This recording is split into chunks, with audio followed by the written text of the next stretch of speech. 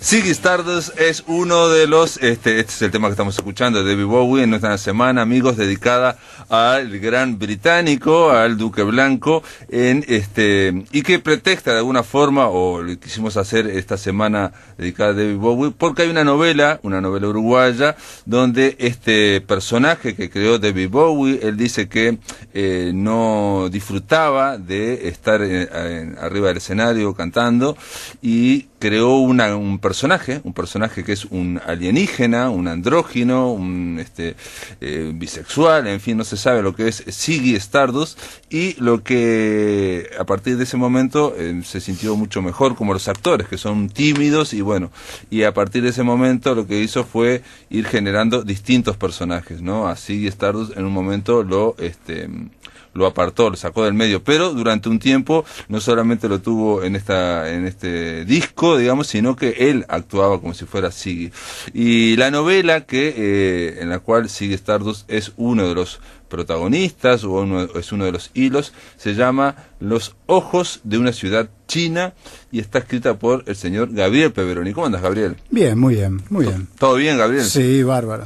Peveroni, ustedes ya lo conocen, ha publicado narrativa, teatro y poesía. Durante un tiempo se dedicó mucho al teatro, hizo obras como Groenlandia, Berlín, Shanghái, Sarajevo, esquina Montevideo, El Hueco, El Gimnasio, McMurphy, Luna Roja y Exterminio, y en narrativa Los ojos de una ciudad china, que vamos a hablar ahora, La Cura, Tobogán Blanco, 50 ciudades musicales y El exilio según Nicolás. ¿Esa fue tu primera novela, El exilio según Nicolás? La Cura. La Cura. La Cura del año 97. Perfecto. Esta novela es seguramente la más ambiciosa de las tuyas, ¿no? Posiblemente, ¿no? Sí. De entrada sí, es la última, no, digo, es la más ambiciosa. Sí. No, pero la más ambiciosa en cuanto a que, no sé si tenés otra novela que transcurra en distintas capitales del mundo, que con distintas subtramas, donde haya personajes de distintas lugares, digamos, el eje un poco sería Shanghái, pero esto pasa por Madrid, por Barcelona, por Buenos Aires, por Santiago de Chile. Y también por Montevideo. Por Montevideo también, sí, cierto. También, pero sí, es verdad. Desde ese punto de vista... Desde ese punto de vista es un salto hacia no se sabe dónde, pero es un salto. Que bueno, más o menos lo venía, no es que lo viniera preparando, pero era como una cosa que vine gestando durante varios años, digamos, o sea que la venía elaborando, así como el tema de la novela coral, trabajar con varios personajes a la vez. Todo ese tipo de cosas. Sí, pero digamos, de trabajar en distintos países, continentes... Sí, mirá, por ejemplo, no, porque yo estaba, hablando de proyectos abortados, por ejemplo. Sí. Siempre tuve, eso de la novela coral siempre me entusiasmó desde hace muchos años, y no intenté en algún momento y se abortaban algunos proyectos. Incluso llegué a plantear...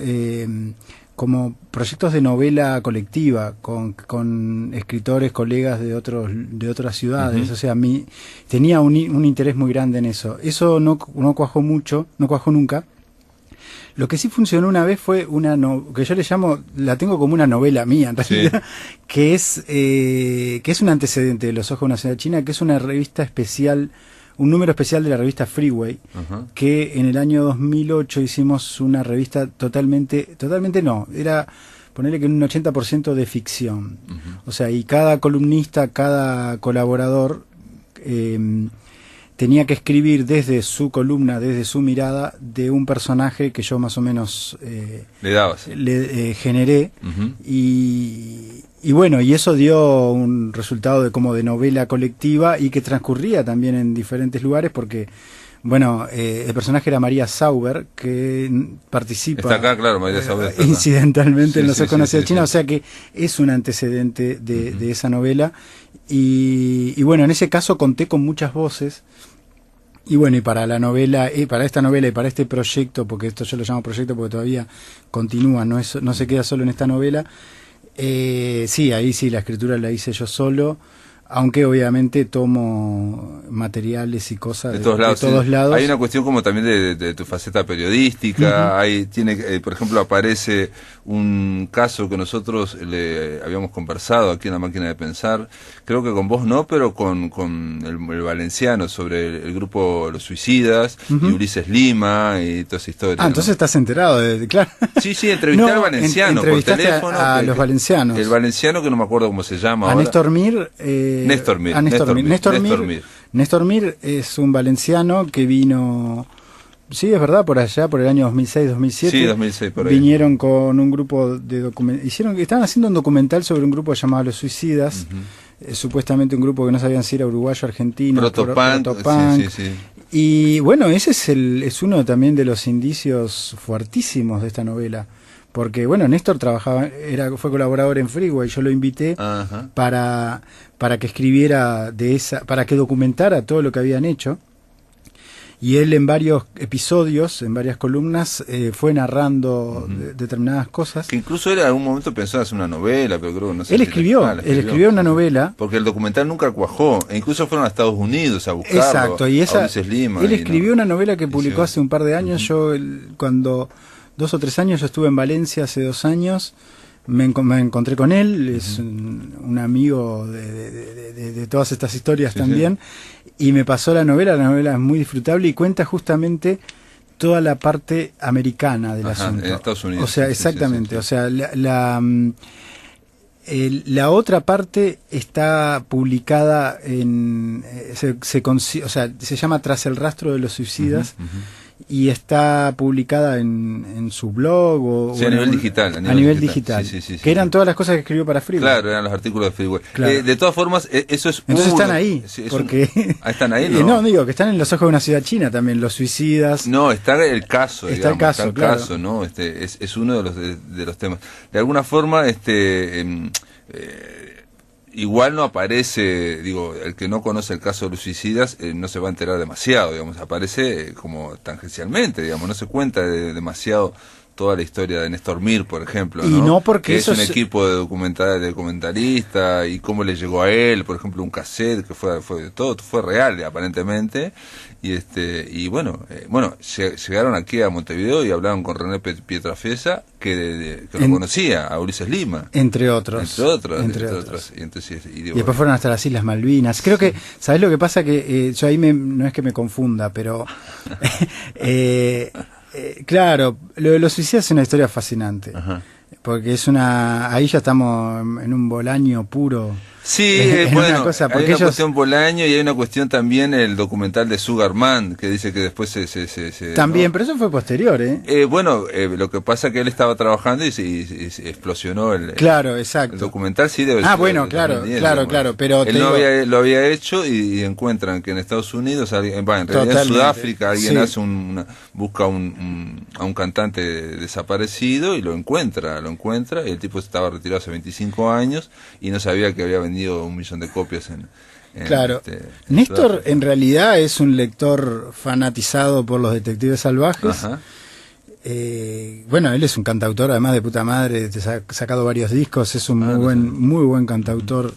Tiene una banda allá y los que vinieron casi todos tenían diferentes bandas, incluso terminaron grabando un disco en Sondor, cosas de ese tipo. Sorprendente. No, lo de los valencianos es una ficción extraordinaria, porque en realidad es increíble. Bueno, aquí en Los ojos de una ciudad china, lo que pasa es que es difícil saber cuál es la trama principal, es coral, ¿no? O sea, en un momento se plantea que el espíritu, no sé si del libro, sería no desarrollarse hacia adelante, sino hacer una narrativa horizontal, ¿no?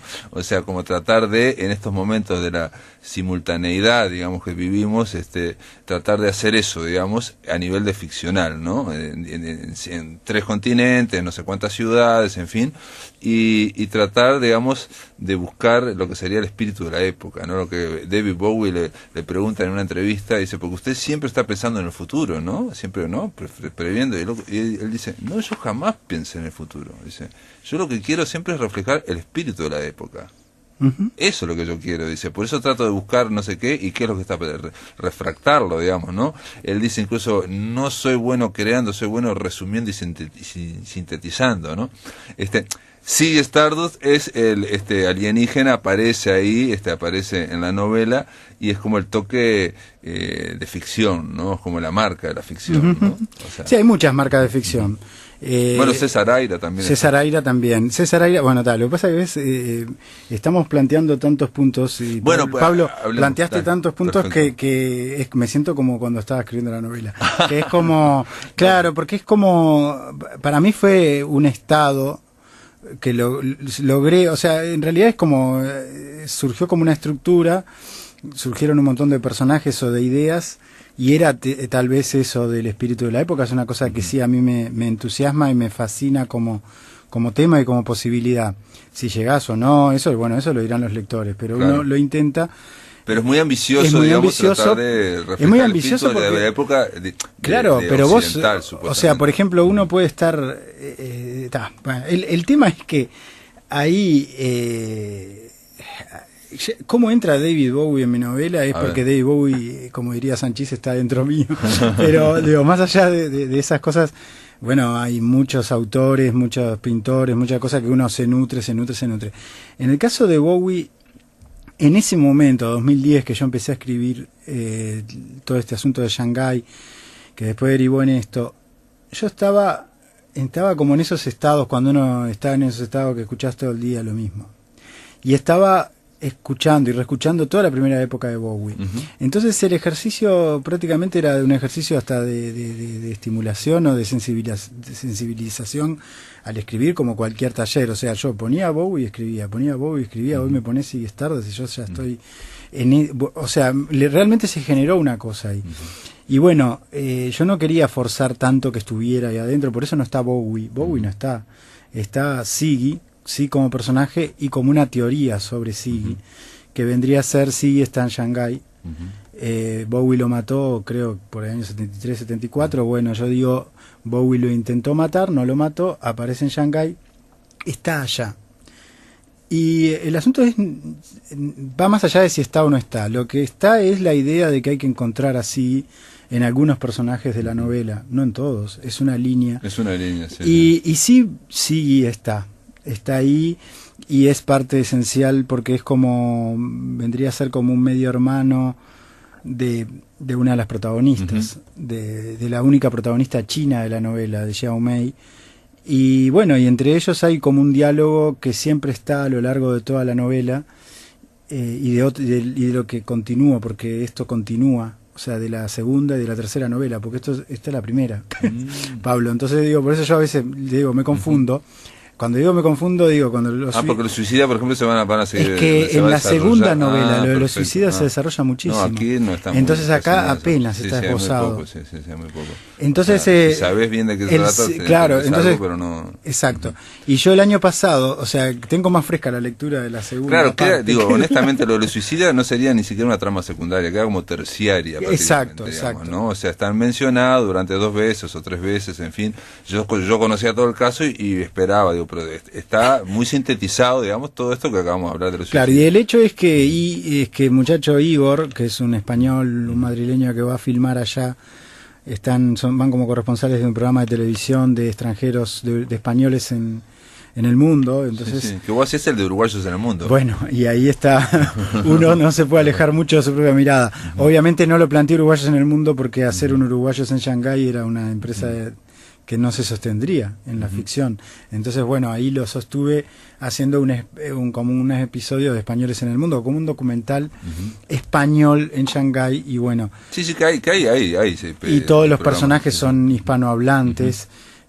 Obviamente no me meto con la cultura china porque sería Pero te metes, una presencia muy importante es Shanghái como ciudad, como una ciudad que va creciendo sin parar, donde están las torres más grandes, en fin, donde el metro cuadrado no sé cuánto, donde va la estudié bien, donde hay digamos un grado importante de contaminación, de ruido sonoro, en fin, hay una serie de cosas. Y hay una historia y hay historias. Y como que tiene esa presencia, digamos, del capitalismo del siglo XXI en Shanghái, una ciudad china, en un estado comunista, pero digamos de principal desarrollo, digamos, y donde puede ocurrir de todo. Por ejemplo, un detalle, te cuento una anécdota que me pasó hace muy poco, hace unos 15 días. y fue una noticia que nadie le dio importancia y que podía ir perfectamente en tu novela. La noticia era en La República, estaba en el diario de La República, era digamos, en tercer nivel, era que una familia de Buenos Aires, ¿no? Los porteños, ¿no? Por suerte habían logrado clonar a su perrito que se había muerto. Ajá. Entonces mostraban la foto, el perro tenía 17 años, se había muerto y habían clonado, y entonces ahí explicaban que había una empresa, una corporación que clonaba y que su sede estaba en Corea, o sea, hacían todo allá en Corea, Opa. pero trabajan acá en Buenos Aires. Bueno. Y lo que más me sorprendió de toda esta historia, primero es que estaban contentos, el perrito estaba bien, el que hablaba de la corporación decía que lo de la oveja Dolly ya se modificó, que lo decís vos en tu libro, ¿no? Sí, O sea, sí. toda esa historia de los temblores, toda esa cuestión, eso ya se modificó, ya, o sea que va a funcionar bien. Y lo que más me choqueó fue el precio. El precio era entre $60.000 y $100.000. O sea, estamos hablando de no millonario, no estamos hablando de Starman ni no sé qué. No sé una cuánto. casa, el valor más barato que una casa. Estamos hablando que una clase media alta, digamos en Latinoamérica, accede fácilmente.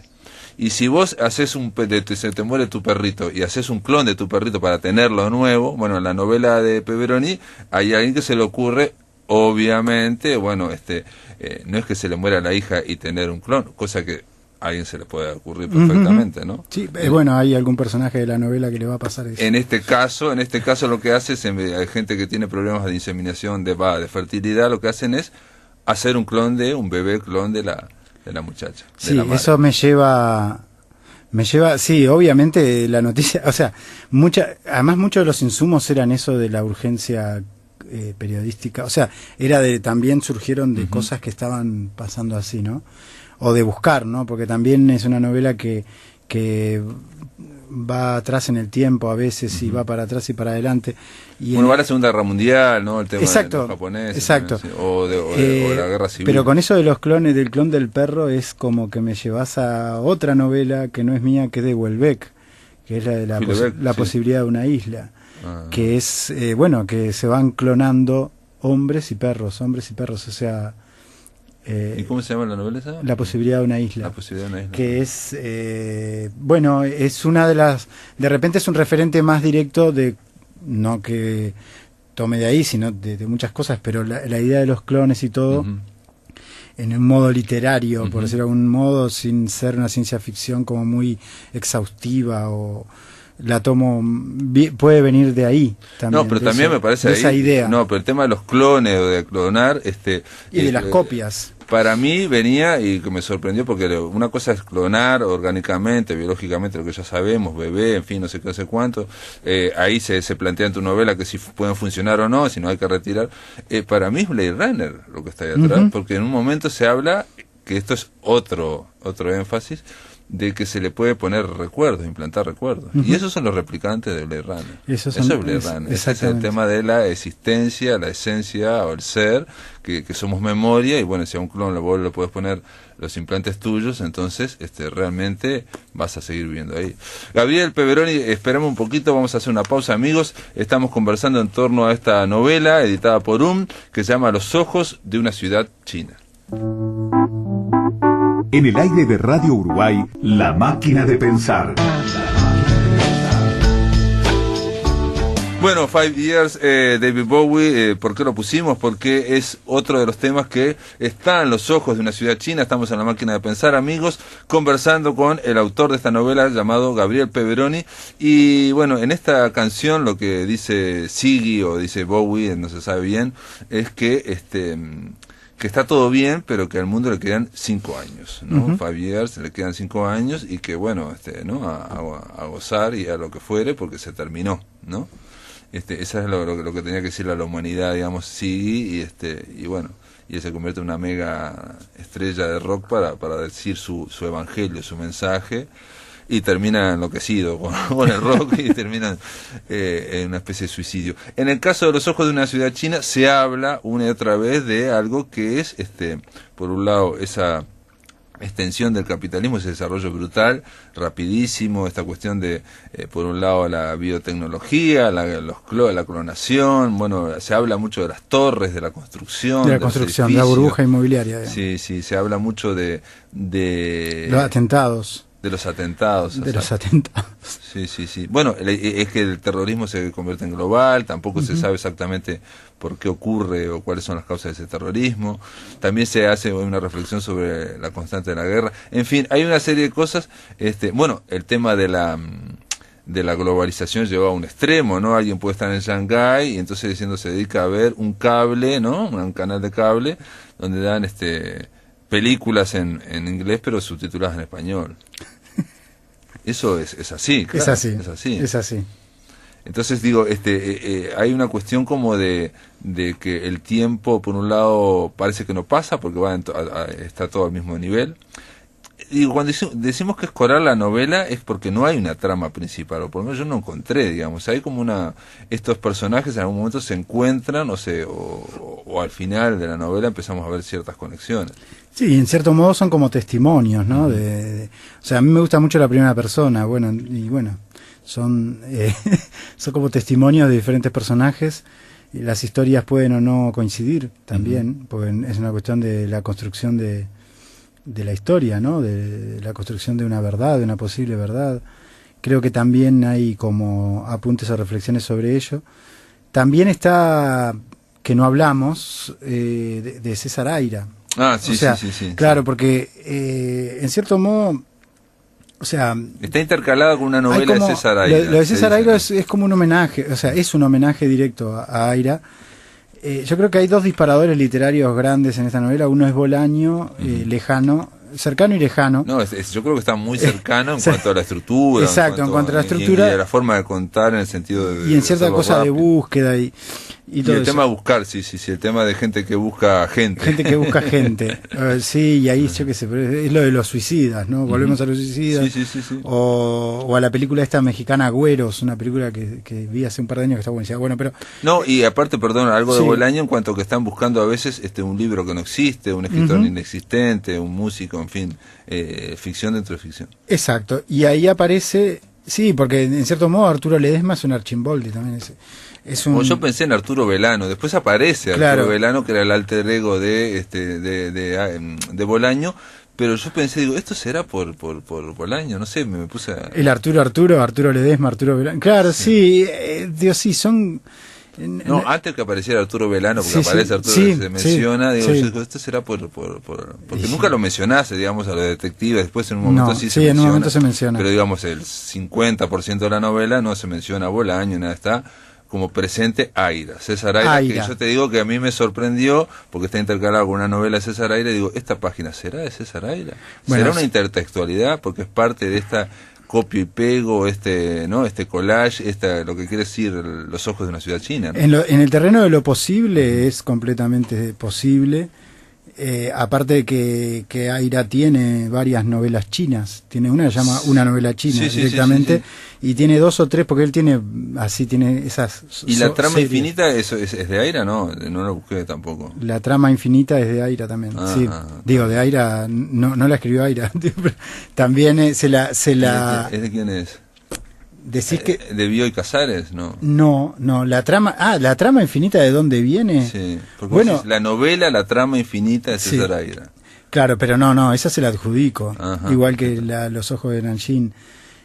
La trama infinita también es una broma con la broma infinita del otro animal, pero el tema con César Aira es que, yo estaba muy adicto a César Aira, y y lo sigo porque creo que contadas llevo 40 leídas ya de Aira, o sea, hasta no sé si cuántas llevará Ramiro Sanchís, pero no creo que lo lea. No, pero él leía bastante. Él habla, no sé si. El tema es que Aira a mí me impresionó, siempre me impresiona su capacidad de laburar la ficción, o sea, es la capacidad de ficcionar que tiene, la capacidad de invención, es una máquina.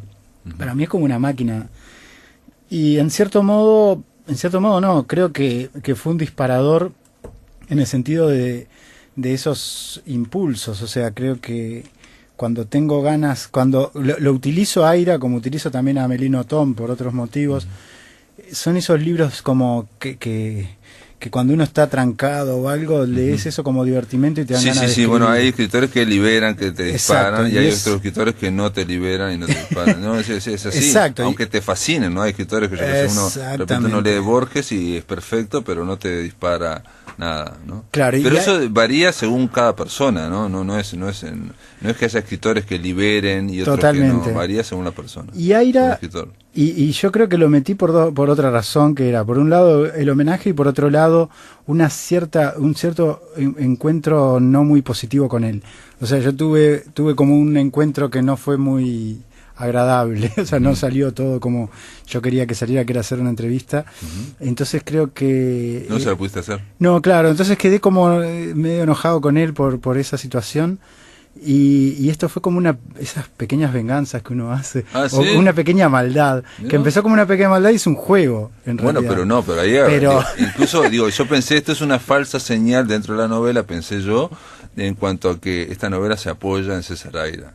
Porque yo estaba pensando en mi mente, digamos, porque lo vinculaba con Bolaño, digamos, ¿no? Claro. La rapidez, el tema de hacer distintas cosas, distintas subtramas, no se sabe cuál es la principal, en fin. Totalmente. Entonces, después aparece mencionado Bolaño explícitamente. Lo que pasa es que Bolaño, Aira, Lebrero, Nol, el de Porto Alegre, Velatín, yo qué sé, digo, son variaciones de algo bastante similar, en cierto modo. Prácticamente, además son todos más o menos de la misma generación.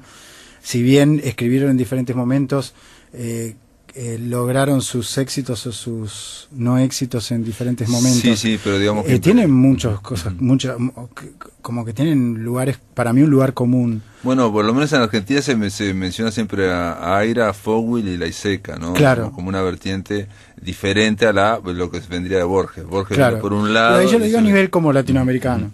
O sea, claro, y todos no, porque ahí sería solo alguno. Borges siempre está ahí atrás, ¿no? Bueno, pero en el caso de... No sé, yo encuentro, como lector encontré esa cosa... Esa cuestión, digamos, de ir rompiendo límites en cuanto a con la ellos, forma de escribir, digamos, con ellos, con ese grupo de gente que me parece como de lo más interesante de la literatura de nuestra lengua.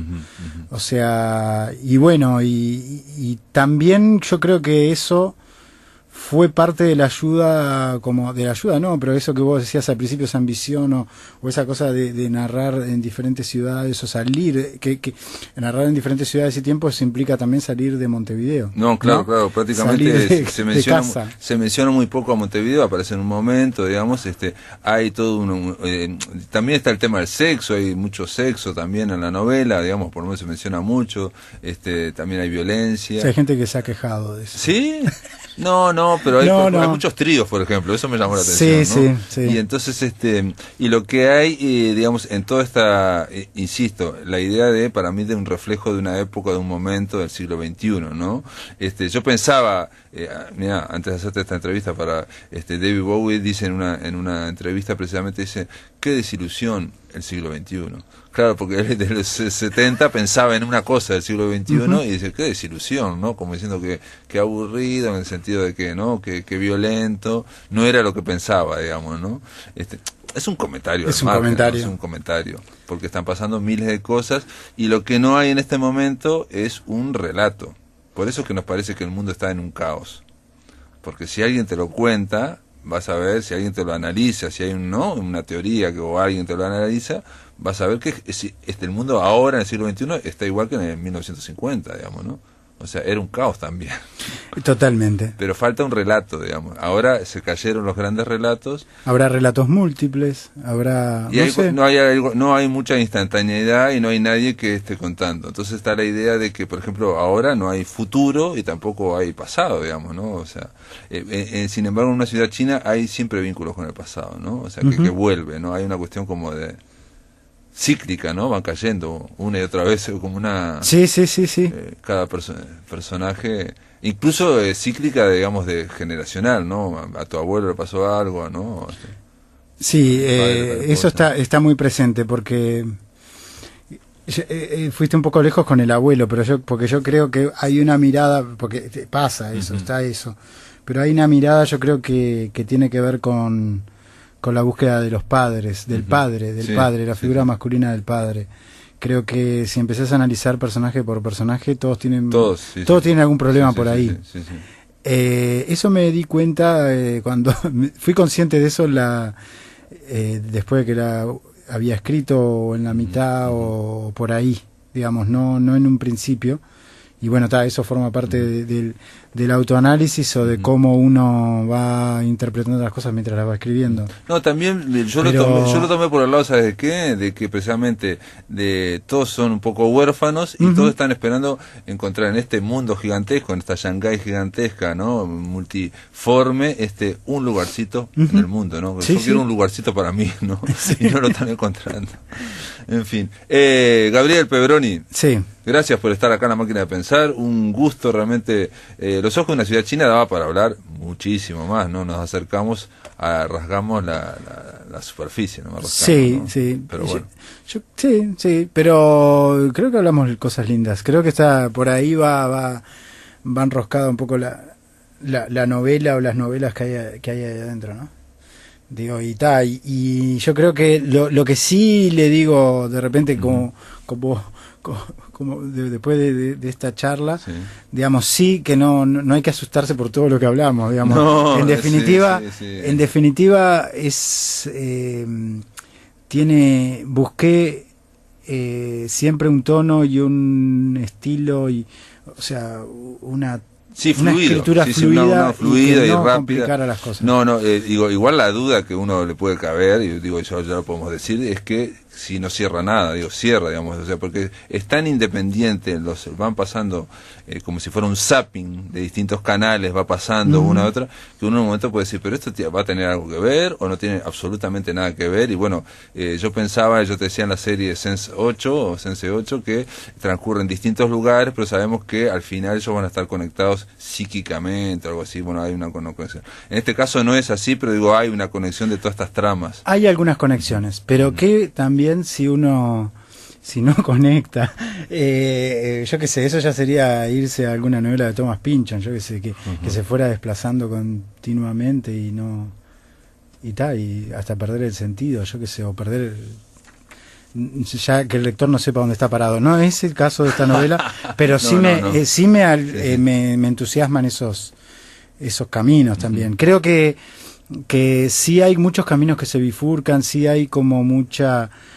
yo sentí la sensación cuando la escribía de que estaba entrando en una selva a machetazos y que no volvía para atrás. Seguía para adelante y hay algo de eso. Pero yo qué sé, eso es lo que sentí como escritor. Después, como lectores, no sé. Ese es otro viaje. Perfecto. Los ojos de una ciudad china, Gabriel Pebroni, editorial Gracias por estar acá en La Máquina de Pensar. Gracias a vos, Pablo. En el aire de Radio Uruguay, La Máquina de Pensar.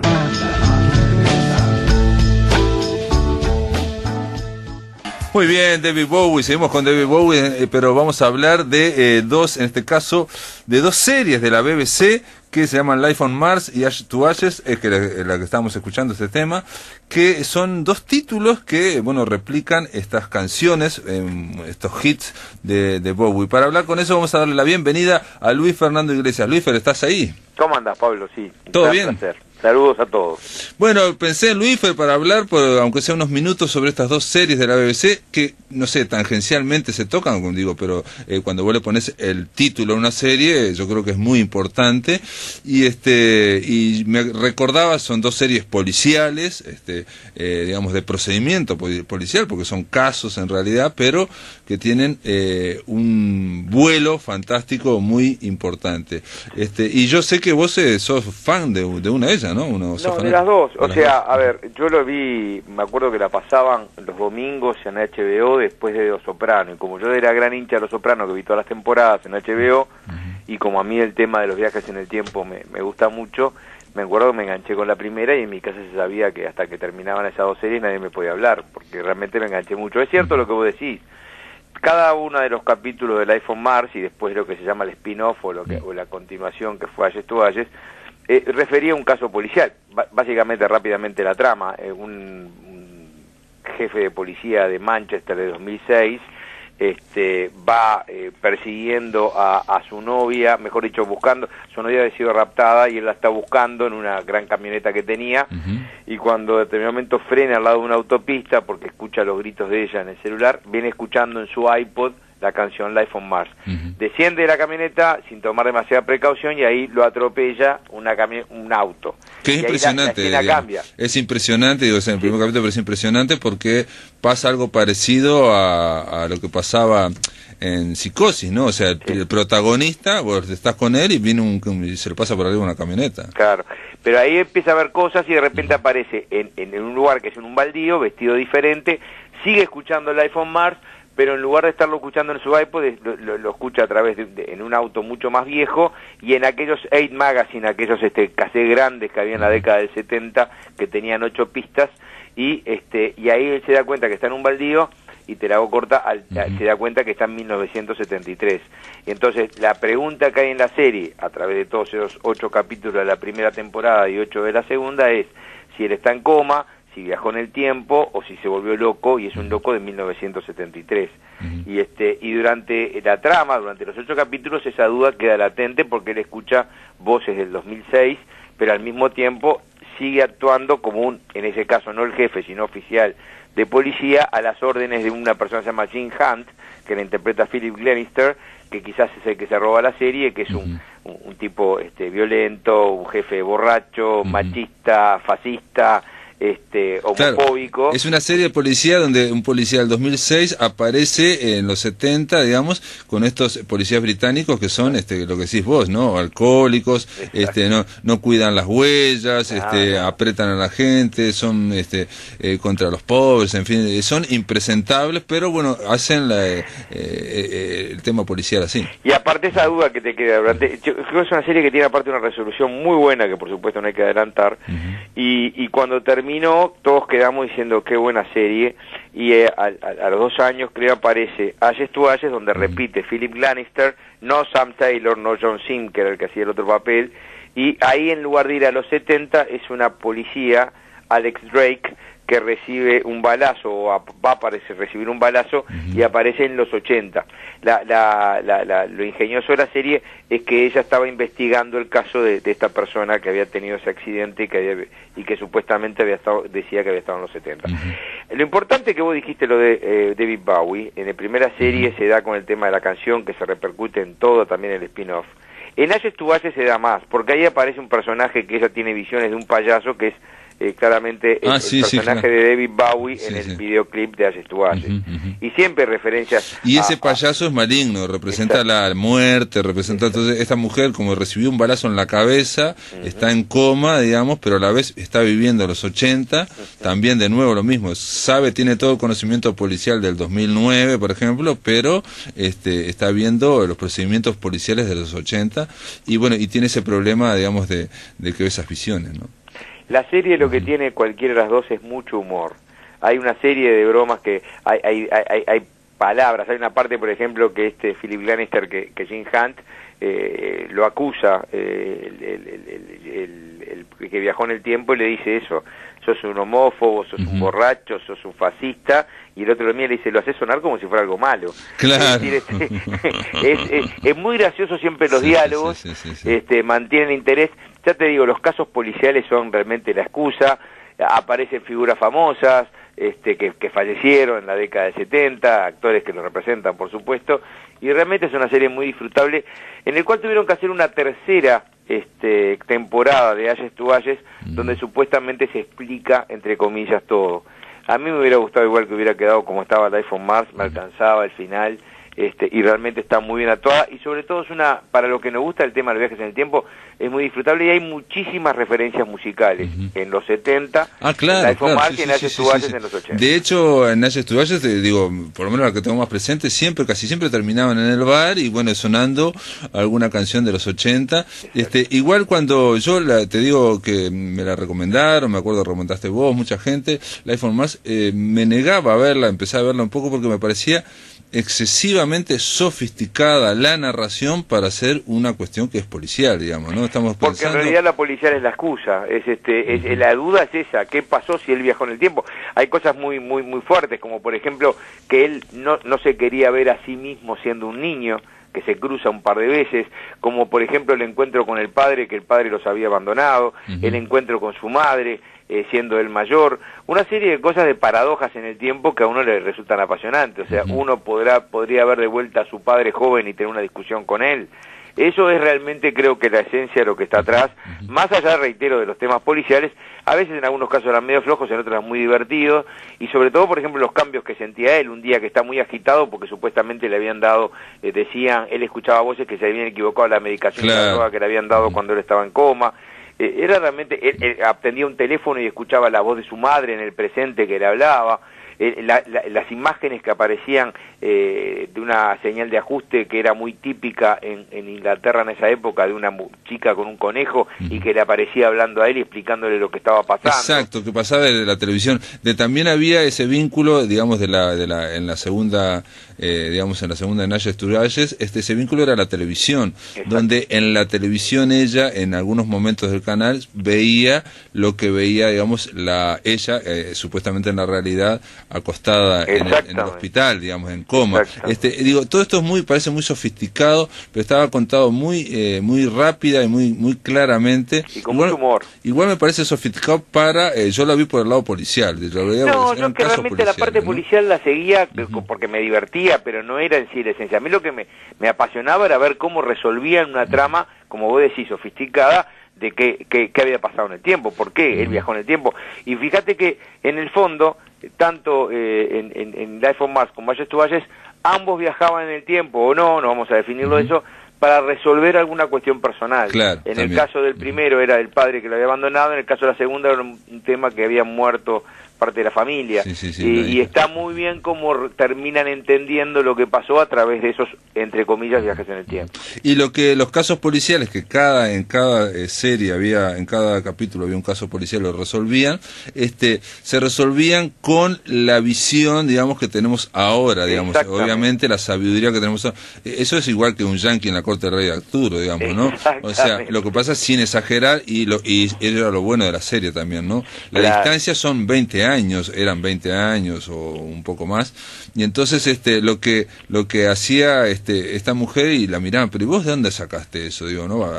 Aplicando a los casos el procedimiento policial de, bueno, buscar en tal lado, buscar en tal otro. Ellos, en realidad, lo único que hacían los 70 era agarrar a los sospechosos de siempre, golpearlos un poco para que alguien dijera qué fue lo que pasó. Creo que era en Life of Mars, que hay una parte, o en Naya Sturges quizás, en Naya Sturges, no me acuerdo cuál de las dos, que alguien decía: una mujer es mucho más sensible que un hombre, nunca una mujer tendría una política dura en el poder, y lo mira el otro, pero Margaret Thatcher nomás. O sea, había siempre esas referencias graciosas, o la propia, la protagonista de Naya Sturges, que un día se emborracha y se termina acostando con un partidario de Margaret Thatcher, y le dice: nunca te perdonaré que me dejaste acostarme con un yuppie partidario de Margaret Thatcher. Es decir, había esa conexión con la realidad del que ya sabía lo que iba a pasar mirando por los ojos de los otros, y después se mezclaban muchas cosas al final.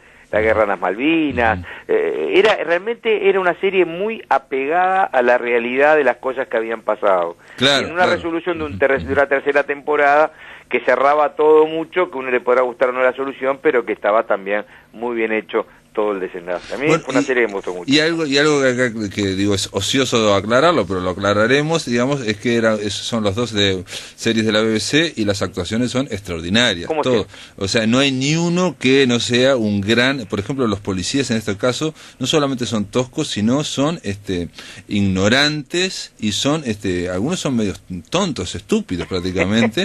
Y bueno, y uno se va encariñando con ellos, y ella va aceptando, aparte como mujer tiene que tratar de manipularlo sin que ellos se den cuenta, ¿no? O sea, porque la brutalidad policíaca era constante. Claro, la actriz la que hace de Alex Drake, Kelly Hawkes, después hizo una serie que se llama Line of Duty, que es excelente. Excelente. Después los propios Philip Glenister y John Simm hicieron otra que se llama Mad Dogs, que también es muy buena.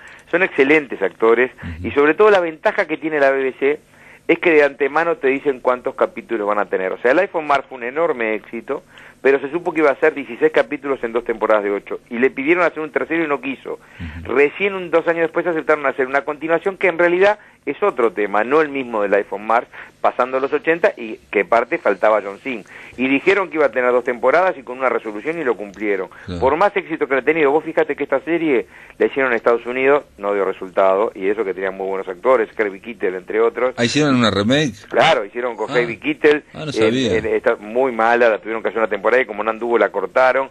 En España, que no sé cómo anduvo, también se llamaba La chica de ayer, también hicieron una remake de esto. Realmente fue un éxito mundial que tuvo en su momento Life on Mars, y ayer estuvo ayer, y por eso lo hicieron con especie de franquicia en otros países. Pero yo creo que, como vos decís, no hay con qué darle a la BBC, y esas 2 series son redonditas y excelentes. Sí, son muy, digamos, inspiradas, y yo creo que están inspiradas en ese universo también Bowie de esa cuestión de los viajes en el tiempo, o digamos de meterle fantasía dentro de la fantasía, la ficción, ¿no? Hay una cuestión ahí, hay, me parece a mí, y sin embargo funcionan las 2 de una forma extraordinaria. Yo honestamente, insisto, aparte la terminé viendo de una forma mal, por la mitad, las daban en el canal de cable ¿no? Film and Arts creo que la daban, ¿no? En el Film and Arts, exactamente. Lo empecé a agarrar ahí, y en un momento me enganché, y terminé viéndolo de esa forma, porque realmente era, como decís vos, tenía humor, tenía personajes perfectamente delineados, grandes actuaciones, y aparte yo lo veía como un policial muy, pero muy original. Luis Fernando Iglesias, gracias por estar acá en La Máquina de Pensar y ayudarnos con esta semana dedicada a David Bowie. Pablo, para mí es un placer, como siempre. David Bowie es un grande. El otro día lo recordábamos yo también vi el documental de los últimos 5 años, y lo recordábamos en el programa en Historia de Música con los últimos temas que ha sacado. Un hombre que un año después de muerto sigue sacando discos, y realmente es un artista fundamental para entender lo que es la música y lo que fue su visión del mundo. Así que seguramente seguiremos recibiendo productos o creaciones de Bowie, seguramente, ¿no? Desde el más allá no tengas dudas. No, pero aparte de haber dejado algunas cosas, él habla de una novela, habla de cosas que dejó, en fin. Salió un tema la semana pasada, o hace 2 semanas, que él lo había dejado, para que saliera un año después de salir Black Star, un año después de su fallecimiento. Muy bien, amigos, se terminó La Máquina de Pensar, ahora viene Visión Nocturna, que lo pasen muy, pero muy bien.